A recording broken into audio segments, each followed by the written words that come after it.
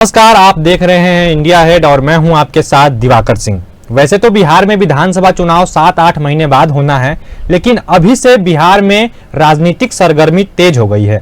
आपको बता दें कि मंगलवार को बिहार की पूर्व मुख्यमंत्री और लालू प्रसाद यादव की पत्नी राबड़ी देवी और उनके बड़े बेटे तेज प्रताप यादव से पूछताछ के बाद ईडी की टीम ने बुधवार को लैंड फॉर जॉब स्कैम मामले में बिहार के पूर्व मुख्यमंत्री और राष्ट्रीय जनता दल के अध्यक्ष लालू प्रसाद यादव से पूछताछ की।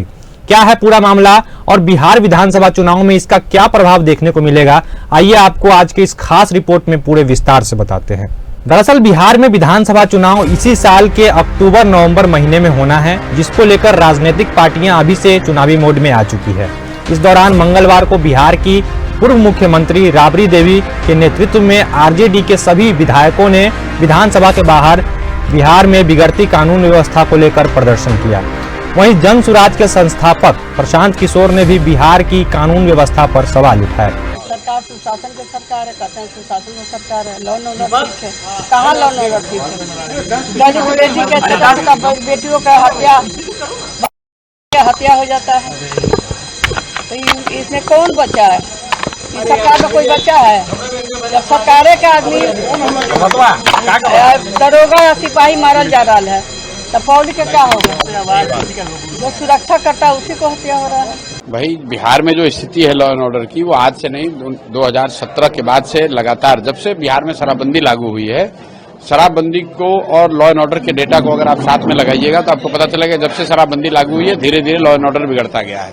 उसकी एक वजह यह है कि शराबबंदी लागू होने की वजह से प्रशासन का एक बहुत बड़ा तंत्र सिर्फ शराबबंदी को लागू करने, उसको लगाने, छिपाने, उससे कमाने में लगा हुआ है, और जो उसकी लॉ एंड ऑर्डर की रेगुलर ड्यूटी है वो करते नहीं है।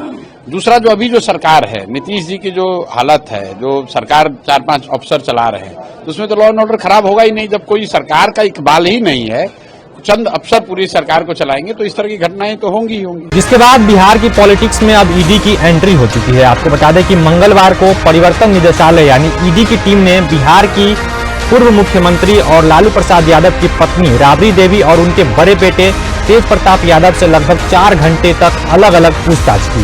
इसके बाद बुधवार को बिहार के पूर्व मुख्यमंत्री और राष्ट्रीय जनता दल के अध्यक्ष लालू प्रसाद यादव से लैंड फॉर जॉब स्कैम मामले में लगभग 13 महीने बाद ईडी की टीम ने पटना स्थित जोनल ऑफिस में पूछताछ की।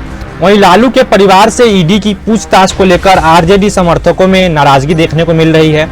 राष्ट्रीय जनता दल के अलग अलग नेताओं ने मीडिया से बात करते हुए बिहार और केंद्र सरकार पर निशाना साधा है।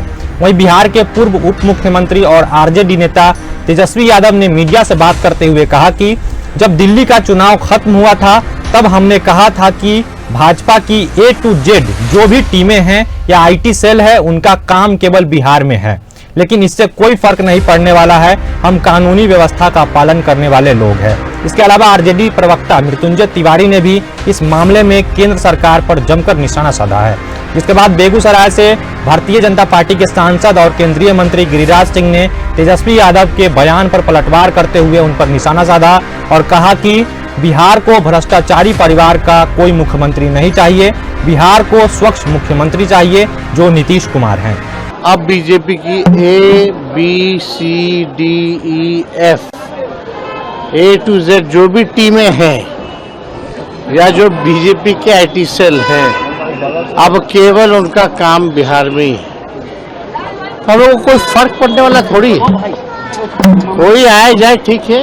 एक कानूनी एक व्यवस्था है, उस कानूनी व्यवस्था का हम सब लोग पालन करने वाले लोग हैं। बुलाता है हम लोग जाते हैं।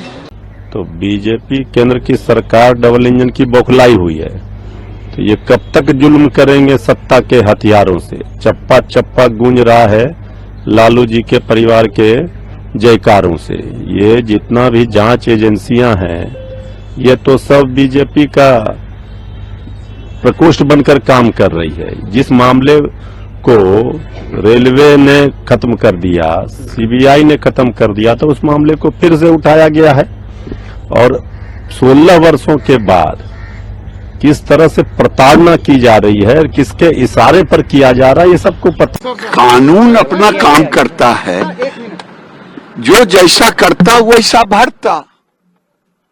अब बिहार को नहीं चाहिए भ्रष्टाचारी परिवार का कोई मुख्यमंत्री। बिहार को चाहिए स्वच्छ मुख्यमंत्री जो नीतीश कुमार में। आपको बता दें कि बिहार में इसी साल के आखिर तक विधानसभा चुनाव होना है, जिसको लेकर महागठबंधन और एनडीए दोनों ही चुनावी मोड में आ चुकी है। इसके अलावा जन सुराज के संस्थापक प्रशांत किशोर भी बिहार में सरकार बनाने का दावा कर रहे हैं। वहीं दूसरी ओर कांग्रेस ने बिहार में नए प्रभारी नियुक्त करने के बाद कन्हैया कुमार को चुनावी मैदान में उतार दिया है। अब देखना दिलचस्प होगा कि आगामी बिहार विधानसभा चुनाव में एनडीए गठबंधन एक बार फिर से सत्ता में वापसी करेगी या इस बार बिहार की जनता राज्य में बदलाव के लिए महागठबंधन के पक्ष में वोट डालेगी। आज के इस खास सेगमेंट में फिलहाल इतना ही। मुझे दीजिए इजाजत और देश और दुनिया की बाकी तमाम खबरों के लिए आप देखते रहिए इंडिया हेड। नमस्कार।